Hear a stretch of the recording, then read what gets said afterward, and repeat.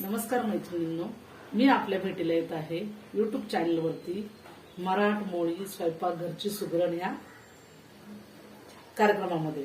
तरी पण आपण सर्वांनी माझी ही रेसिपी पाहून घ्यावी। आणि आजची रेसिपी आहे मस्तपैकी छान, बघा पाऊस पडतोय, मस्तपैकी छान गरम गरम कांदा भजी मी आज बनवणार आहे। त्यासाठी आपल्याला लागणार आहे साहित्य 5-6 कांदे, 5-6 हिरव्या मिरच्या, कोथिंबीर, मीठ, खायचा सोडा आणि थोडासा ओवा। तर आता हे पहिल्यांदा मी धुवून घेत आहे। धुवून घेतल्याच्या नंतर चिरून घेते। तर हे बघा, असे हे कांदे मी चिरत आहे।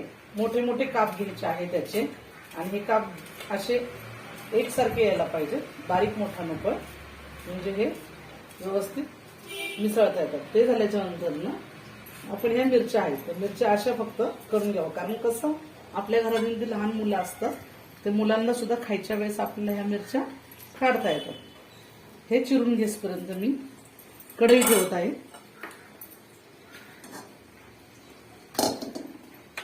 कढई आपली गरम होईल तोपर्यंत हे आपलं चिरून होतं। आणि हे बघा, आता कसं आहे, पावसाळी वातावरण आहे, त्यामुळे भजी ही गरमागरमच खायला छान वाटतात की नाही, तसं तुम्ही गरमागरम भजी खावा।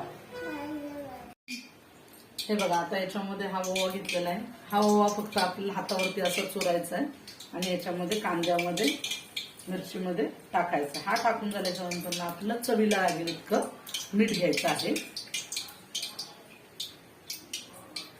थोडासा खायचा सोडा घ्यायचा आहे, आणि हे सगळं घेतल्याच्या नंतर जरा कांदा असा थोडासा चुरून घ्यायचा आहे। बघा, आपलं तेल पण गरम होत आलेलं आहे।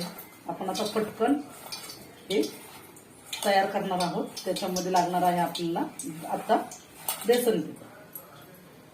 हे बेसन पीठ याच्यामध्ये बघा, हे बेसन पीठ आहे 2 वाटी, हे एवढं बेसन पीठ याच्यामध्ये मिक्स करायचं।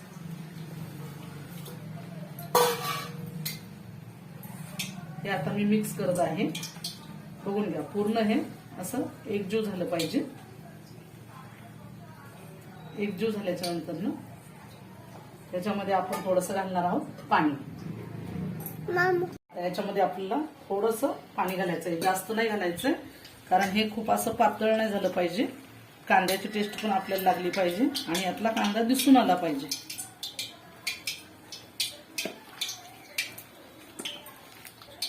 हे असं हे झाल्याच्या नंतर आपण आता याच्यामध्ये थोडीशी लाईटली हळद घालणार आहोत। तर आपण आता टाकत आहोत थोडीशी लाईटली हळद, कारण याला चव येण्यासाठी। हळद टाकून झालेली आहे आपली, आणि हे चांगलं एकजीव असं करून घ्यायचंय आपल्याला। हे झालेलं आहे एकजीव आपलं। आता बघा, त्याच्यामध्ये आपल्याला टाकायचे आहे कोथिंबीर। ही पण कोथिंबीर अशीच एकजीव करून घ्यायची आहे, आणि हे करून घेतल्याच्या नंतर आपल्याला आता भजी सोडायची कढईमध्ये। कशी सोडायची ते पण बघा, हे तुम्ही असं घ्यायचं आहे। असं घेतलं की फक्त हे असं असं असं करायचं, छान कुरकुरीत होतात बघा भजी, फक्त अशी करायची। याच्यामध्ये तुम्हाला काही जास्त असं गोल वगैरे अशी काही भजी करून घ्यायची नाही, कारण का त्याला कसा कांद्याचा आकार दिसला पाहिजे आणि खाताना पण कांदा लागला पाहिजे।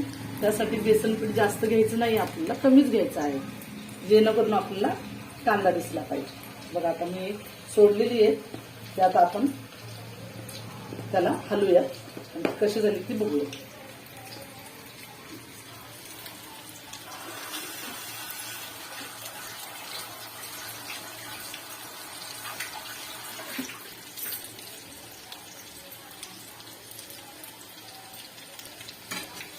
बघा, आता ही अशी छानपैकी खमंग भजी अशी तळून घ्या, आणि कशी दिसायला बघा, किती छान गोड दिसतात, खायला किती मज्जा येणार आहे बघा आता।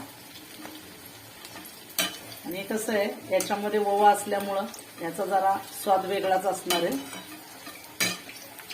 बघा, आता ही भजी आपली होत आलेली आहे तयार। आता ही कशी खायची, तुम्ही याला चटणी बरोबर पण खाऊ शकता, किंवा तुम्ही याला सॉस बरोबर पण खाऊ शकता। एकच मिनिट, आता होत आलेली आहे, आता भजी झालेली आहे। आता काय करायचं, आपण अशी सर्व करायची। त्याच्यामध्ये छान भजी झालेली गरम गरम।